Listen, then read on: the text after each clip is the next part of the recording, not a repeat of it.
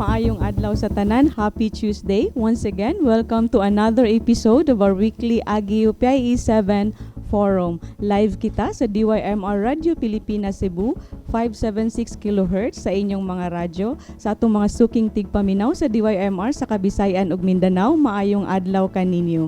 Live usab kita sa ato ang Facebook page sa Philippine Information Agency Region 7. Ug katong mga dili makasunod kanato karon, aduna kitay delayed telecast over My TV Channel 30 Mondays to Saturdays 3 to 4 p.m. and Sundays 1 to 2 p.m. Live usab kita karon sa atong buhatan sa PIA 7 Regional Office dinhi sa Dakbayan sa Sugbo. Kini si Hazel Gloria and with me is my colleague si Francis Nakwa. France, maayong adlaw kanimo. Maayong adlaw Ma'am Hazel ug maayong adlaw sa tanan natong nagtan-aw ug naminaw. So we are celebrating this month ang kaning National Statistical Month. And we're very happy nga kauban nato ang mga representative from the Philippine Statistics Authority. Yes, France. O kuyog nato karon Ma'am Yes. Hazel kay si ang Information Officer sa PSA 7 nga si Mr. Noel Rafols. May adlaw sa Ma'am Hazel o Sir Francis. May adlaw sa tuang mga naminaw karon og nagtan-aw sa tuang activity, no? O niya, magpasalamat mi kaming PSA sa higayon nga gihatagan mig panahon nga mo padangat og mga update or mga bag-ong kabaghuan o labi na kining atong pagselebrar sa National Statistics Month. Yes, kauban pud nato Ma'am Hazel, no? Ang naanako sa akong kiliran si Engineer Felixbert Sato Jr, ang Supervising Statistical Specialist of the Statistical Operation and Coordination Division of PSA 7. Salamat kami nga gi-invite kami karon diri. Happy National Statistics Month natong tanan. Yes, and Ma'am Hazel, we have also Engineer Leopoldo Alfanta Jr, the Chief Statistical Specialist of PSA 7. Thank you for this opportunity given to our office. Nga mahimo kaming main guest karon in relation to the celebration of the National Statistics Month. Yes, France, no? So nakahatag naman gyud og opening statement ang atong mga panelists karon, and talking about statistics, France, no? What came into our mind is kaning mag-collect og data, France. Dili mag-collect og utang, France, ha? Data, France. And then Yes, also the one, no, nga mao'y mag-compile, mag-analysis og kaning mga statistical information, no, kabahin sa economic, social ug demographic. So siguro Yes, later on ma'am. ato kanang paghisgutan, no, kanilang mga programs and services sa PSA. So siguro, France, unahon nato mga source, no, since nag-celebrate man taron sa 30th National Statistics Month. So unsa may ato ang significant ano sir ngano yearly man gyud nato siya nga gi-celebrate? Okay, sa ginaingon na nga this is the 30th National Statistics Month. So ang atong legal basis ani was the Presidential Proclamation. Presidential Proclamation 647 signed September 20, 1990. Okay, that was during the time of President Corazon Aquino, declaring every month of October as the National Statistics Month. So usahay, ako lang na-notice nga medyo malibog ang taon nga nung 30th karon, considering it was in 1990. But take note that September 20 na-sign ang Presidential Proclamation 647, declaring every month of October. So starting October 1990 was the first National Statistics Month, or to be short, NSM. So 1990 was the first. So karon 2019 is the 30th gid siya. Okay? So every year na siya team.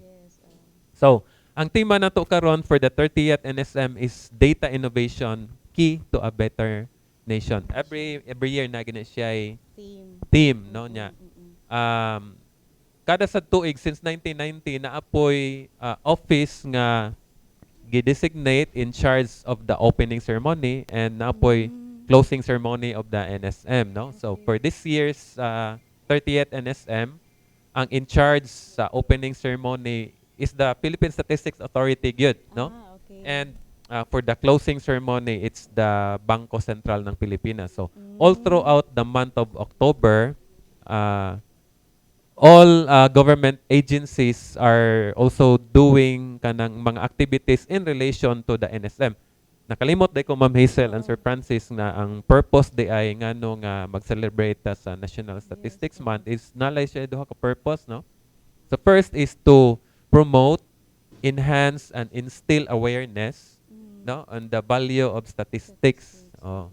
Then the second is to elicit the cooperation of the general public in all statistical activities, not only in the PSA but in all government agencies. Kay though the PSA is the main statistical arm of the government, no, just like any other country na agay office nga official statistical arm of the government, but other agencies are also collecting data. They are also performing data collection and thereby generating statistics pod. Oh. So, mo lang to siya duha ka purpose sa NSM. Sir, as what you have mentioned with the theme, no, data innovation, key to a better nation. So, with this theme, sir, how is it? Do we have a new kind of direction with PSA? What does it mean? Nga? Are you going to use kani mga high technology regarding in collecting data? Yes. Ay, sir. yes, of course, no? Sa ato ang tema karon nga data innovation key to a better nation. So unsa man na mga driving force nga mao'y nakapaaghat sa PSA to innovate. First of all, doon natay sa Republic Act 10625, more specifically on the section 6, nag-ingon nga to promote and adopt the statistical standards nga gigamit sa PSA to the local government units and to other national government agency in para nga mawala ang duplication sa paghimo og mga data collection o in the analysis of the data. So those are the driving forces. Another thing is why there is a need to innovate is that there is a need also to continue improve the methodology and the development of any analysis of the data, no? That includes among others the cooperation and coordination with other countries international, because we are adopting some sort of standards in such a way that our data that being derived from our sources would be comparable to other countries. So, mao na siya. Another thing is we have also the so-called the United Nations Fundamental Principles of Official Statistics. More specifically, kining gitawag nato nga principle. Actually, there are 10 principles for the UN Fundamentals of Principles of Official Statistics. Nagbutang dito nga to maintain or to retain the trust and confidence for the users in the use of the statistics. So, mo na nakapahatag po na mo to innovate. So how we to retain this trust, no, as mandated in the principle 2. Of course, to improve the methodology and the procedure in the statistical analysis. Of course, it does not mean that it is only the PSA would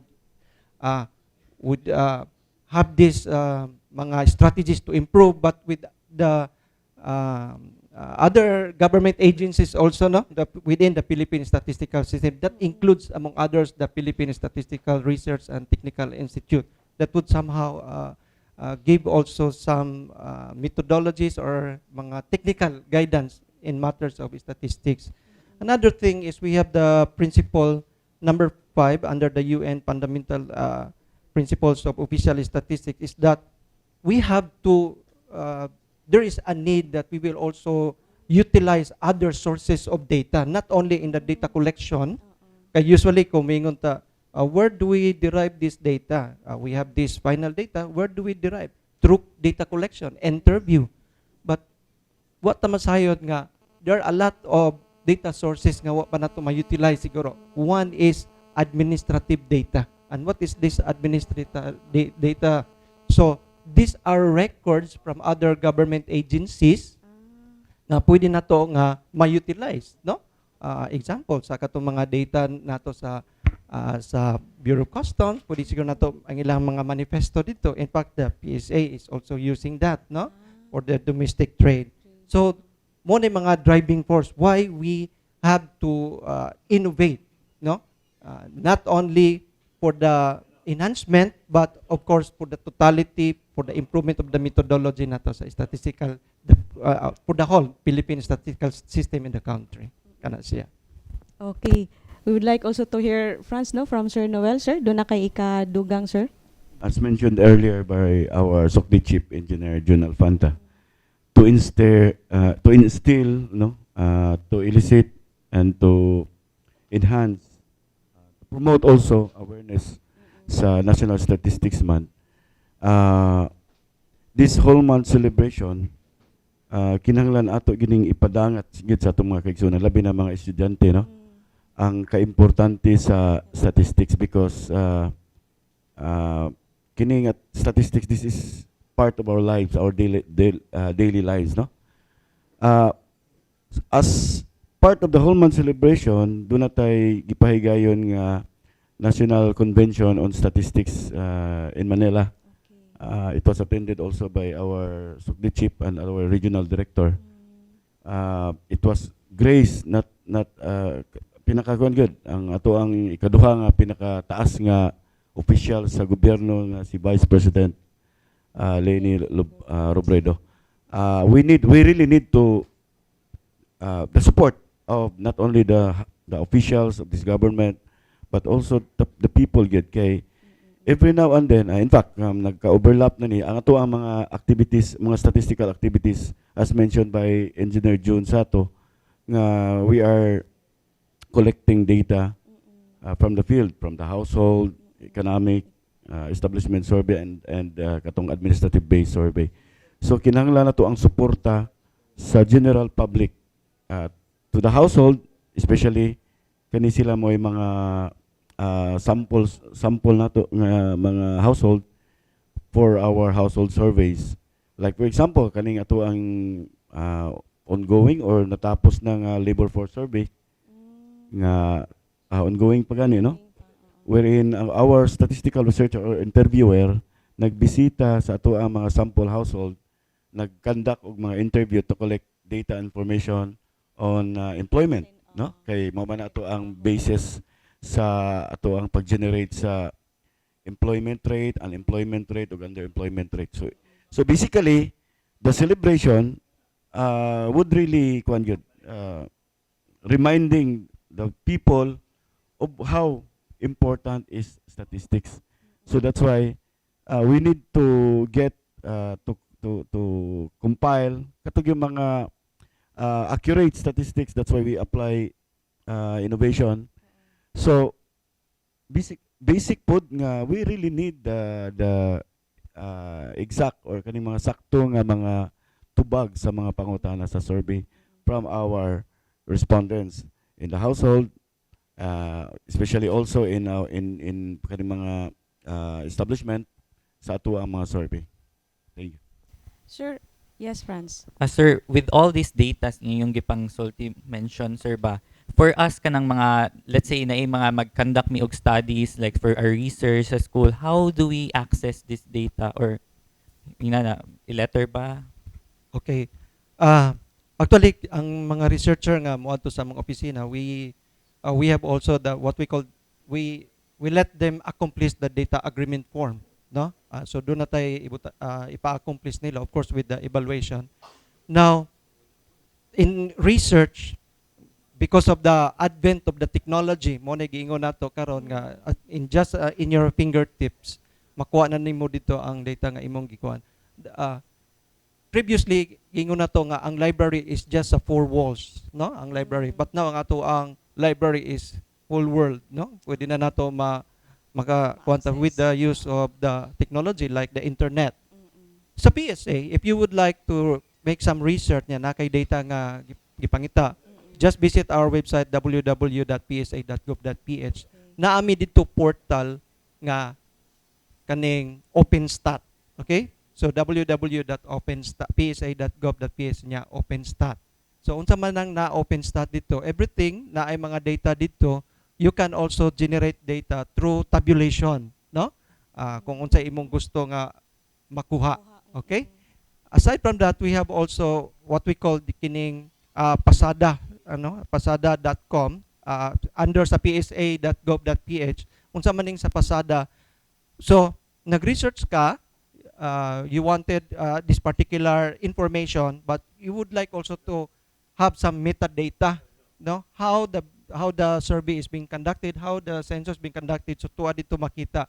All of course, mga napoy mga definition nga gibutang dito in collaboration in relation to the kanang standards, no? Panalitan na atay definition nga gigamit dito.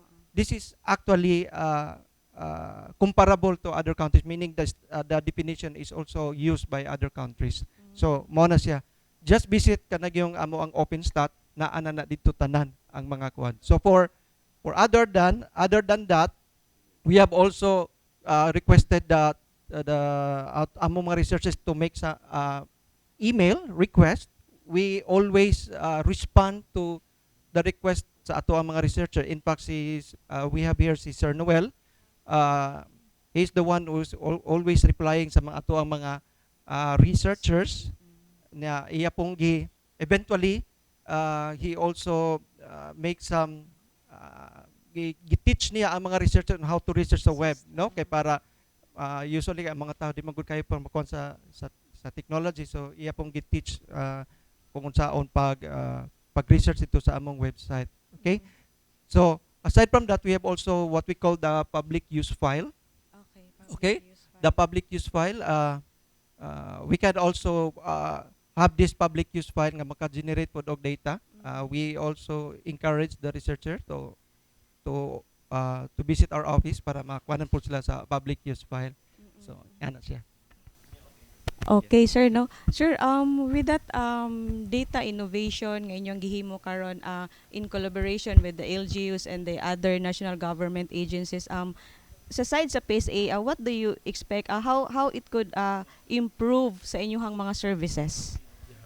Actually, naanay daghan nga mga steps nga gihimo, no, ang PSA and the Philippine Statistical System to address this.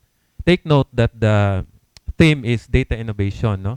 Ako lang tong before na nakakuha nun, Ma'am Hazel, ako lang tong balikan ang gisulti pa ni Jun Sato regarding sa data research, no. Sa old school, mga 3 decades ago, no, even sa manahon sa to pag-eskwela na gitay library, real library. Ato ta dito natay library card, go to the index card to search for the books asan siya located sa library. Karon, in the modern era, you really do not need to go personally to the place to get your transaction. No, I'm not only referring to a library. Say for example, gusto ka mukaon ato didto but nanay gitawag natog mga application, di ba? Nga imo lang na siyang pindot-pindoton, and then the food that you want to eat nana diha sa imong kuan. You do not have to go to the bank to pay your bill or go to the utilities to pay, no? Imong electric bill, water bill, pwede na siya mga electronic, no? Same with our kanang mangita tag data, no? We have now the internet. If in fact, pwede ka moadto sa mga dagkong library like Oxford, like unsa na mga Yale University, virtually online, no? So, same with kanang mangayo tag data, mora pod ni ang ako ang in fact, si Noel being the information officer, and one of his function is really to address the data researches. So karon, naalang gihapon ng magpadala og letter, meaning print out letter, inanaan na siya asking for this data. Sometimes it will it take time for the researcher and sa kanang data source to address your kanang imong tuyo, no? Mo na akong giingon nga Noel, always kanang advocate to the researchers to go online, to visit online. Kay para dili na ta mahasol pud to reply kay naa naman na dito public use file, data archive katong pasada. Actually PSA da na siya ba pasada PSA data archive no nya katong OpenStat maka-generate ka dito like for example mo ra ning a particular month of this particular item imo lang to i-click dito then kanang generate makita na nimo mo ra ni na ba. So we have to really adapt pod sa modern times, no?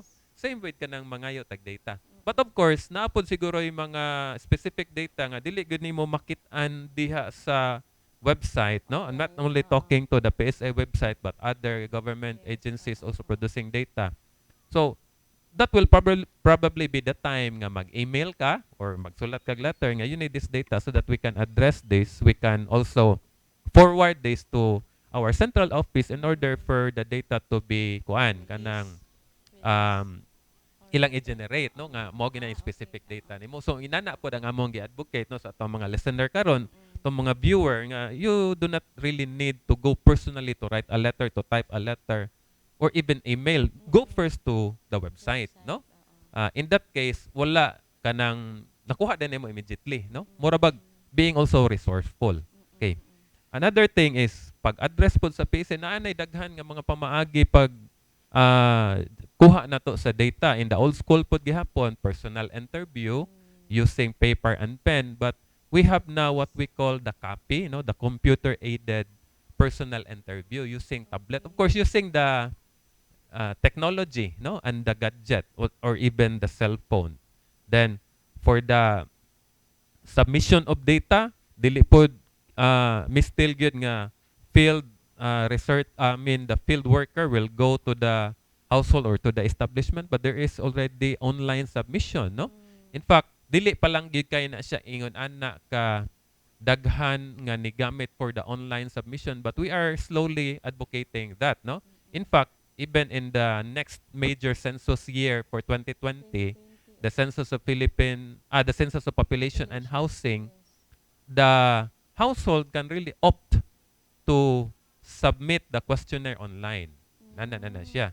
So somehow kita pod sa gobyerno labi na sa PSA kay kanang ang statistics manggod is a science ba.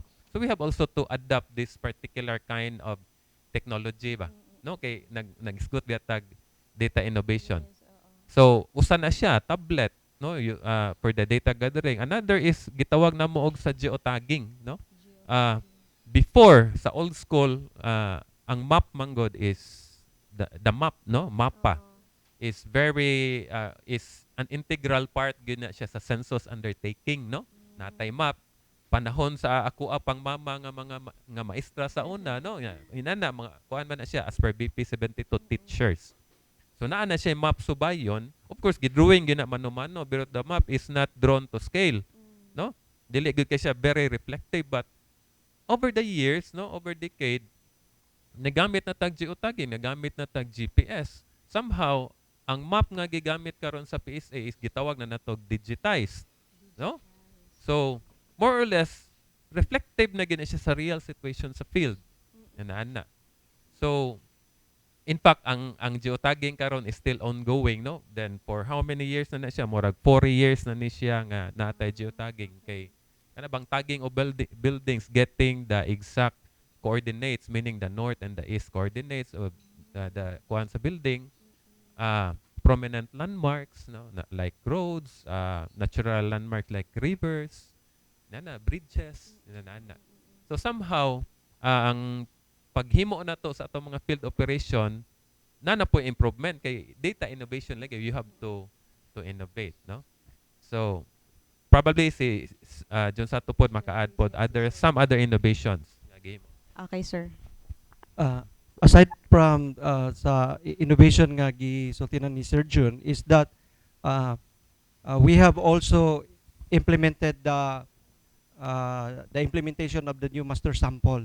So unsa man ning master sample nato, no, sa 2013 kini mga master sample, these are actually the list of sample respondent nato, no, taken from the 2010 census, or to make it pinaka earlier sa 2015 kay kinahanglan gitag update sa list. So katong sa lista nato sa census nahimo to sila nga frame to have a list of sample respondents sa ato ang mga surveys, no? Diya sa PSA, daghan mo mga survey nga gi-conduct sa PSA. So where do we get the names of the person to be responded? So gikan na dito. Now, starting in the year 2018, in fact, there is a family income and expenditure survey. We increased the number of sample respondent. The purpose of which is that para nga ang poverty statistics can generate up to the provincial level.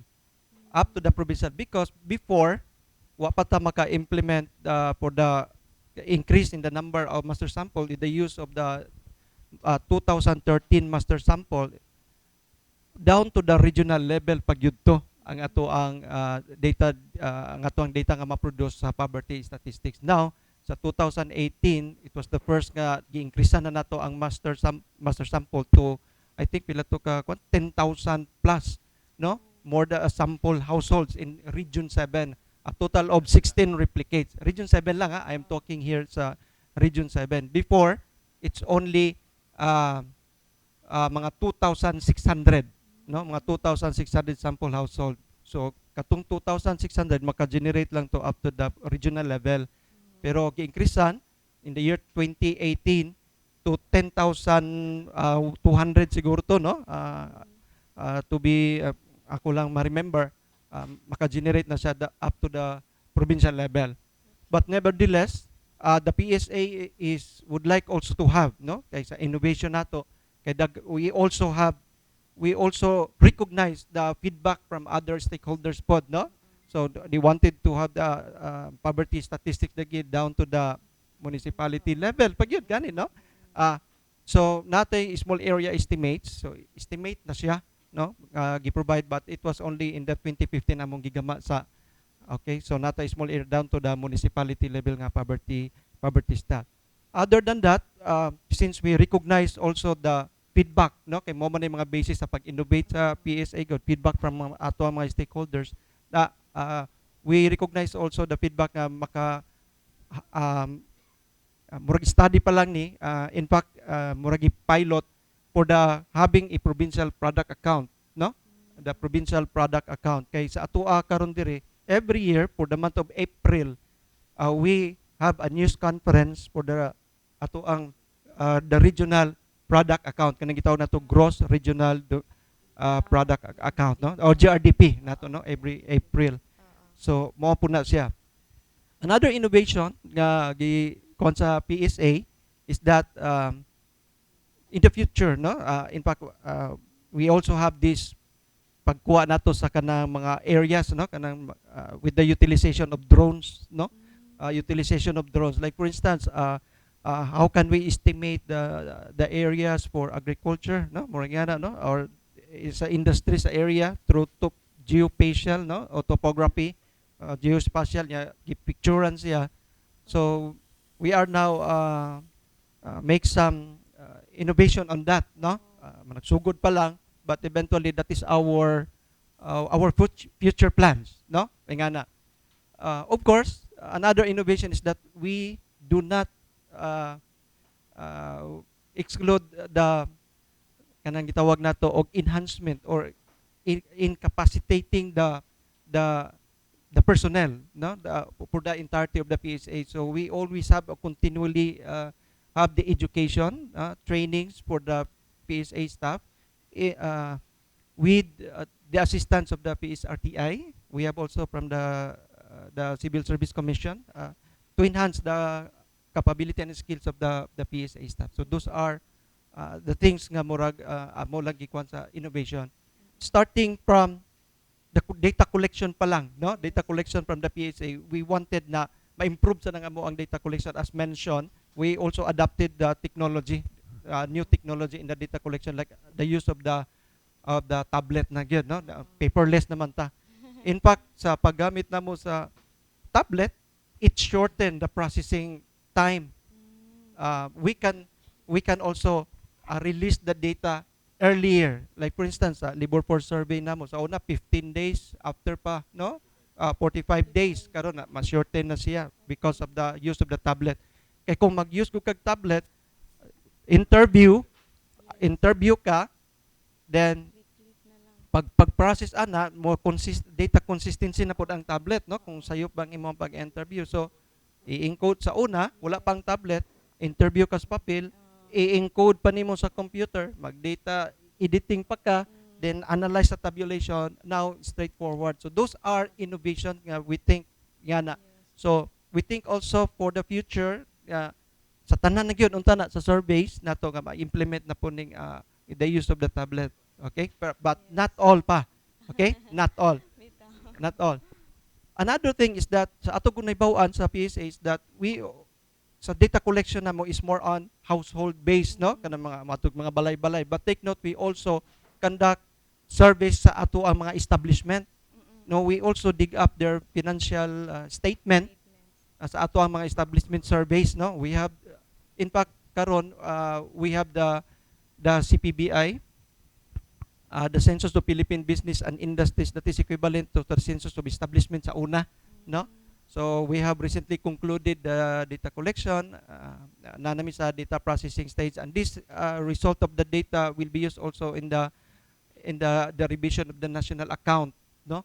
So mo na ni among gikuan karon ang CPBI. So nami establishment surveys. Now ang problem good is in the data collection, kanang pagtan-aw nato, we wanted na the establishment itself can eventually submit their the survey form, no, online. So mo to ang giingon nga, pero sa pagkakaroon gamay pa, but we try to advocate, no, to the establishment na dapat mogamit na sila ana in such a way that it madali ang ato ang proseso, and the government also can release also a reliable and timely data.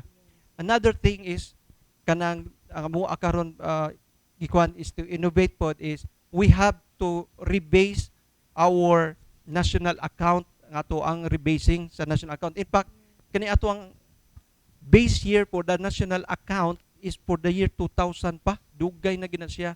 Dugay na other countries naka-rebase na sila 2012 na ang ilang national account base year.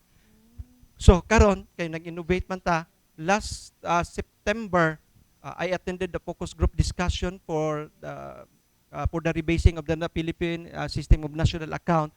There are actually mga 57 national government agencies attended in Manila to discuss commitments, no, for the data, availability of the data. So amo ang list down ang mga data nga gikinahanglan in such a way maka-rebase ta, they show their rebasing. So mo na nga we try to innovate also sa changing of the base year nato sa national account. Okay, Franz, no? So, listening to them, no? So, malipay tanong nga, grabe gid ang innovation na gimo sa PSA. Innovation, ma'am. And in fact, it makes them, their job siguro easier po ba? And as what Sir June said, no? Nga makakollect sila og reliable and timely data, no? Yes. Sige, Franz, daghan naman gid sila. Sir Noel, napakay ikadugang, sir, before na mo ipasa sa atong mga media friends. Ako lang isgutan ang ato ang basis, no. We have legal basis, of course. Republic Act 10625 mentioned ganihan ni Sir June Sato. Naatay mo ni guiding nato nga balaod kung unsay authority nato in the conduct of censuses and survey. So every activity kani mga censuses, every census or every survey nga atong gi-conduct, naa gini mga naka safeguard nga kining confidentiality. So under the law, specifically section 26, section 27, no, ang mga data collected, mga information makuha nato sa mga household or economic survey, this will be strictly held confidential, no? And then this data, kaning mga information generate lang nito, ma-process na to, not referring specifically to a particular person or to a particular household or to a particular establishment. Onya, kinisad ato ang mga data collectors o kaning mga ato ang mga field interviewers, if they divulge, no, ila ni ipakita or ihatag sa bisag kinsa kini mga data or information ila na kolekta being in the field, dili pwede sa sila masilutan, no?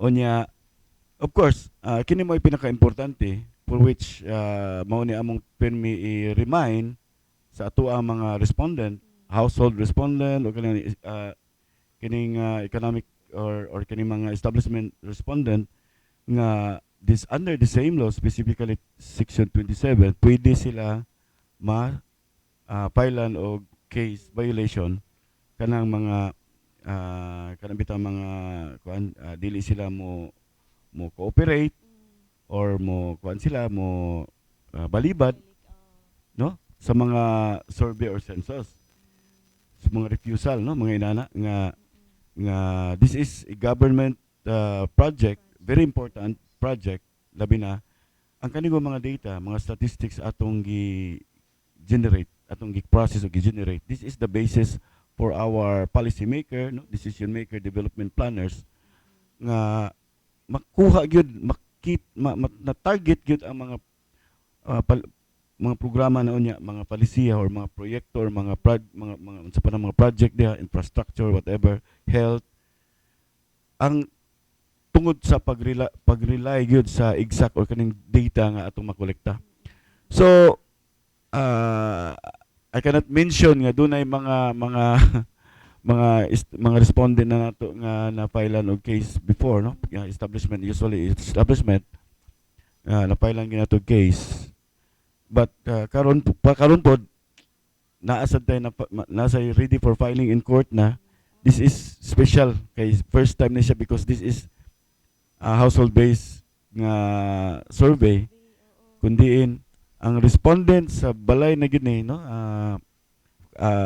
katong ato ang family income and expenditure survey, gi-recommend na sa prosecution to be filed in court. So magpaabot na lami nga masugda na. This is special kay first time ni nga kuan kini bitawng sa household survey.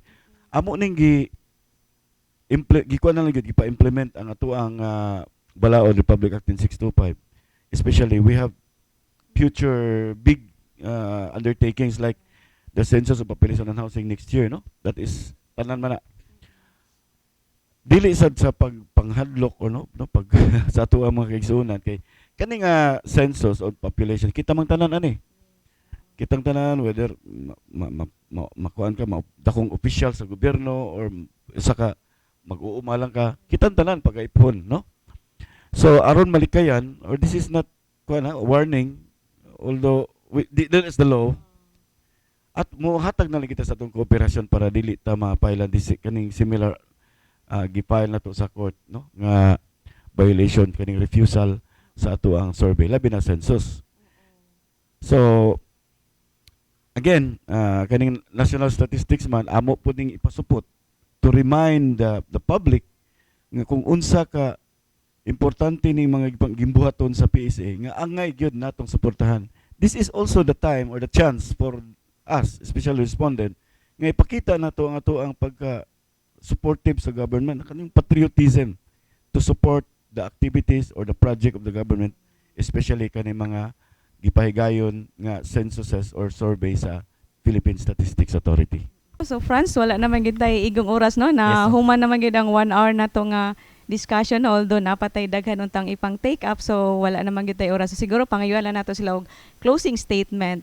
Sige Franz, siguro unahon nato si Engineer Leopoldo Alfanta Jr., ang Chief Statistical Specialist of PSA, sir. Okay, salamat kaayo sa AGIO and sa PIA for giving us this opportunity. I know nga murag na reschedule ni siya originally, but we are really very happy, no, to be here. Yeah, we are inviting the public to really support, no, the government's undertaking in the data collection, no. I am not really speaking in behalf of PSA, but in the government as a whole, kay dili mo lang ang PSA pod mo nangayo or naigi pangkuha nga mga data, but the rest of the government. So let's cooperate, no, kay without data, according to according to BP Robredo during the keynote speech niya last week in the National Convention of Statistics August 1, kick off gito siya sa national opening of NSN, mingon siya, without data we are blind, no. Kay ang data mo gud importante kayo for decision making. Karon ma'am, our lawmakers na po sila gitawag nga policy-based or evidence-based policy making, no? Ang ilahang pagpanday og mga balaod gibase pod nila sa kanang data sa mga numbers and mga figures, no? Para klaro-klaro gyud, no? So, ako pod mo inviteon ugma sa in relation sa National Statistics Month nga naami activity sa SM City, no? Ugma 1 to 5 the whole afternoon. And pasalamat gali mi sa SM for collaborating with us, no? This is also in partnership with CHED. Natay essay writing contest, poster making contest in the form of infographics, and digital shorts. This is open to all kanang higher education institutions. Ugma. This is the second in a row. And this Friday, we'll have another data dissemination forum for the National Migration Survey.